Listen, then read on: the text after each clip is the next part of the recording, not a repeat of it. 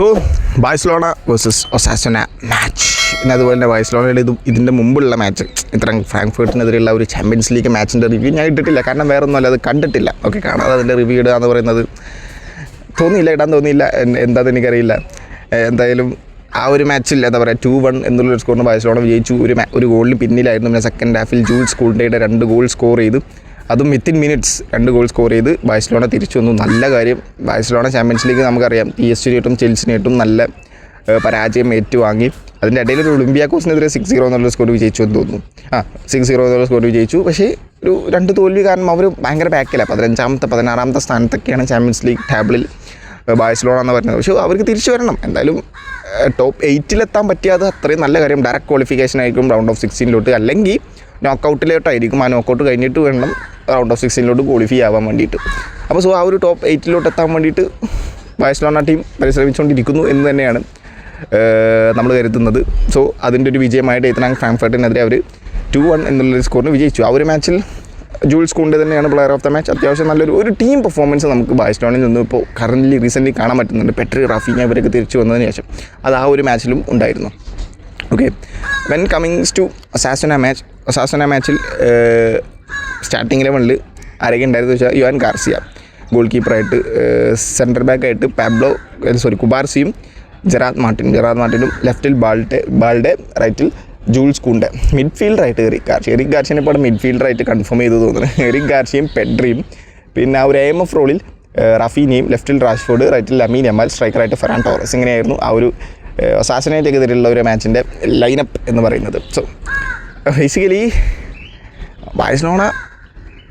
Barcelona as a team നല്ല performance pull off ചെയ്ത ഒസാസുനയായിട്ട് ഇവർ എന്താ പറയുക, ബാഴ്സലോണ പെഡ്രി, ലമീൻ യമാൽ, പിന്നെ അതുപോലെ തന്നെ റഫീഞ്ഞ, ഇവർ 3 പേരൊക്കെ ഒന്നിച്ചതിന് ശേഷം വളരെ നല്ലൊരു പെർഫോമൻസാണ് as a team pull off ചെയ്തുകൊണ്ടിരിക്കുന്നത്. എന്താ പറയുക, ബാഴ്സലോണയുടെ ഓഡിയൻസിന് സമാധാനമായിട്ട് പോയി കിടന്നുറങ്ങാം. Barcelona is back to their last season prime. Last സീസണിൽ എങ്ങനെയായിരുന്നു ആ പ്രൈമിൽ ബാഴ്സലോണ ഉണ്ടായിരുന്നു, അതിലോട്ട് തിരിച്ച് വന്നിട്ടുണ്ട് ബാഴ്സലോണ. സോ ബാഴ്സലോണയുടെ ഓഡിയൻസിനെ ഞാൻ പറഞ്ഞത് സമാധാനമായിട്ട് പോയി കിടന്നുറങ്ങാം. ഈ ഒരു ടീമിനെ ഏത് വമ്പൻ ടീമായിട്ട് ഇപ്പോൾ കറൻ്റ്ലി കൊണ്ടുപോയി വെച്ച് കഴിഞ്ഞാലും നമുക്കൊരു ടൈറ്റ് മാച്ച് തന്നെ കാണാൻ പറ്റും. ഇപ്പോൾ ചെൽസിക്കെതിരെയും PSG-ക്കെതിരെയും നമ്മൾ ആ ഒരു കുറേ പേര് ഇഞ്ചുറി, റഫീനി ഇല്ല, അങ്ങനെ കുറേ പേര്, ലെവൻഡോസ്കി ഇല്ല, പെഡ്രി ഇല്ല, അങ്ങനത്തെ കുറേ ഇഷ്യൂസ് നമ്മൾ ബാഴ്സലോണ ഫേസ് ചെയ്തു. സോ അതുകൊണ്ടാണ് അവർക്ക് ആ ഒരു പെർഫോമൻസ് പുൾ ഓഫ് ചെയ്യാൻ പറ്റാതെ ആസ് എ ടീം. ഹാൻസി ഫ്ലിക്ക് എന്തായാലും അത് തിരിച്ചു കൊണ്ടുവന്നിട്ടുണ്ട്. ഹാൻസി ഫ്ലിക്കിനെ പലരും അണ്ടർ എസ്റ്റിമേറ്റ് ചെയ്ത് കാണാം. ഹാൻസി ഫ്ലിക്ക് വന്നതിന് ശേഷം എത്ര ട്രാൻസ്ഫേഴ്സ് ബാഴ്സലോണ നടത്തിയിട്ടുള്ളത് വളരെ ചുരുക്കം മാത്രം. അവരുടെ ഡിഫൻസിലെ ക്യാപ്റ്റൻ എന്നൊക്കെ പറയുന്ന ഇനീഗോ മാർട്ടീനസ് പോയതിന് ശേഷം ഡിഫൻസിൽ അവർ ആരും കൊണ്ടുവന്നില്ല. അപ്പോൾ ബാൾഡേനൊക്കെ വെച്ചിട്ടാണ് CB വെച്ച് കളിപ്പിച്ച് നോക്കുന്നത്. അതൊരു എക്സ്പെരിമെൻ്റലായിട്ട് നടത്തി നോക്കിയതാണ്, വർക്കായി. ഓക്കെ, പിന്നെ ആരെ കൊണ്ടുവന്നു? റാഷ്ഫോർഡോ, അറ്റാക്കിലോട്ടൊരു റാഷ്ഫോർഡ്, ഒരു കോൺഫിഡൻസ് ഒട്ടും ഇല്ലാത്ത, ദാറ്റ് മീൻസ് റാഷ്ഫോർഡ് ഒരു മോശം പ്ലെയർ ആണെന്നല്ല, അദ്ദേഹം അത്ര നല്ല സിറ്റുവേഷൻസിലൂടെ അല്ലാതെ ഒരു കോൺഫിഡൻസ് കുറഞ്ഞ് നിൽക്കുന്ന സമയത്ത് കൊണ്ടുവന്നൊരു പ്ലെയറാണ് മാർക്കസ് റാഷ്ഫോർഡ് എന്ന് പറയുന്നത്. ഇവിടെ വന്നതിന് ശേഷം കളിയാകെ മാറി, ഹാൻസി ഫ്ലിക്കിൻ്റെ കയ്യിൽ കിട്ടി, അദ്ദേഹം ആ കളിയാകെ മാറ്റി, അത് വേറെ കാര്യം. പക്ഷേ ആ ഒരു റാഷ്ഫോർഡ്, പിന്നെ ഒരു റൂണി ബർദാജി, യൂറോപ്യൻ ടോപ്പ് 5 ലീഗിൽ കളിച്ച് വലിയൊരു എക്സ്പീരിയൻസ് ഇല്ലാത്തൊരു റൂണി ബർദാജി, അങ്ങനെ വളരെ കുറച്ച് പ്ലെയേഴ്സിനെ മാത്രമാണ് ഹാൻസി ഫ്ലിക്ക് വന്നതിന് ശേഷം ഈ ഒരു ടീമിലോട്ട് വന്നത്. പിന്നെ ഒരു ഓൽമോ കഴിഞ്ഞ സീസണിൽ വളരെ കുറച്ച് മാത്രം. ആ ഒരു ഉള്ള ടീമിനെ വെച്ച് ഈ ഒരു ടീമിനെ ഇത്രയും വേൾഡ് ക്ലാസ് ആക്കി മാറ്റുന്നില്ല. ഓക്കെ, സാവി ബിൽഡ് ചെയ്ത് കൊണ്ടുവന്നൊരു ടീം തന്നെയാണ് ബാഴ്സലോണ എന്ന് പറയുന്നത്. ആ ഒരു ടീമിനെ വളരെ പ്രോപ്പറായിട്ട് എക്സിക്യൂട്ട് ചെയ്യുന്നു ഹാൻസി ഫ്ലിക്ക് എന്ന് പറയുന്നത്. സംഭവം ശരിയാണ്. ഓക്കെ, അപ്പോൾ ഈ ഒരു ഹാൻസി ഫ്ലിക്കിനെ പലരും അണ്ടർ എസ്റ്റിമേറ്റ് ചെയ്തു. ഈ ഒരു ഹാൻസി ഫ്ലിക്ക് വളരെ കൃത്യമായിട്ട് ടീം പെർഫോമൻസ് വഴി പുൾ ഓഫ് ചെയ്യാൻ പറ്റുന്നുണ്ട് ഇപ്പോൾ കറൻ്റ്ലി. ഓക്കെ, അതാണ് ബാഴ്സലോണ ടീമിൻ്റെ ഇപ്പോൾ കറൻറ്റ് അഡ്വാൻറ്റേജ് എന്ന് പറയുന്നത്. പിന്നെ പ്ലെയേഴ്സ് എല്ലാവരും ഏത് പൊസിഷനിൽ എവിടെയും കൊണ്ടുപോയിട്ടോട്ടെ. റാഫീനിയ ലെഫ്റ്റ് വിങ്ങിൽ കളിക്കണോ, ലെഫ്റ്റ് വിങ്ങിൽ ഞാൻ കളിക്കാം. AMF റോളിൽ കളിക്കണോ, അവിടെ ഞാൻ കളിക്കാം. റൈറ്റ് വിങ്ങിൽ കളിക്കണോ, അവിടെ ഞാൻ കളിക്കാം. എറിക് ഗാർഷ്യ CBയിൽ ഞാൻ കളിക്കാം. റൈറ്റ് ബാക്കിൽ കളിക്കാം. മിഡ്ഫീൽഡിൽ കളിക്കാം. അങ്ങനെ എല്ലാ പ്ലേയേഴ്സും ആ ഒരു ബാഡ്ജിന് വേണ്ടിയാണ് കളിക്കുന്നത്. അപ്പോൾ ഏത് പൊസിഷനിലും അവരവരുടെ ഫുൾ കമ്മിറ്റ്മെൻറ്റോട് 100% കൊടുത്തിട്ട് തന്നെ കളിക്കും. അത് വേറെ പലരും കണ്ടുപിടിക്കേണ്ട ഒരു കാര്യമാണ്. തോന്നുന്ന സമയത്ത് കളിക്കുക, അങ്ങനെയൊന്നും ചെയ്യാൻ പാടില്ല. ഓക്കെ, നമുക്ക് തോന്നുന്ന കാര്യം കേട്ടോ. ഓക്കെ, നമുക്ക് ഇവരുടെ 2 പേരുടെ മാച്ച് കാണുന്ന സമയത്ത് നമുക്ക് തോന്നുന്ന കാര്യമാണ് നമ്മൾ പറയുന്നത്. Okay, strictly my opinion.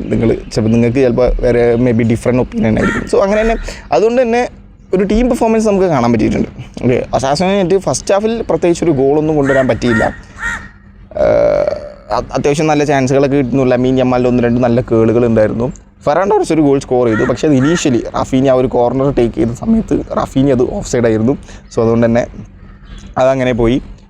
Ferran ടോറസിൻ്റെ goal score ചെയ്തു. നമ്മളെല്ലാവരും വിചാരിച്ചത് ഫെറാൻ ടോറസ് അവിടെ ഓഫ് സൈഡ് അല്ല. ഓക്കെ, അദ്ദേഹം അത് പ്രോപ്പറായിട്ട് ഓഫ് സൈഡ് പൊളിച്ചിട്ടാണ് ഗോൾ സ്കോർ ചെയ്തിട്ടുള്ളത്. പക്ഷേ പിന്നെ നോക്കിയപ്പോഴാണ് അവിടെ റാഫീനിയ ആക്ച്വലി ഓഫ് സൈഡ് ആയിരുന്നു. അതുകൊണ്ടാണ് അവിടെ ഓഫ് സൈഡ് ആയത്.